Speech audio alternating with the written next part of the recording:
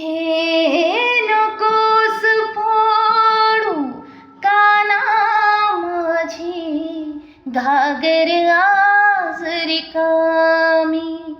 हे असल सारी गोकुळ नगरी होईल र बदनामी.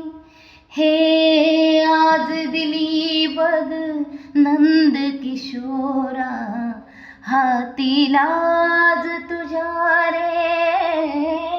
रीतीच घागर नशिबी माझ्या शरण तुला मी आले देवा शरण तुला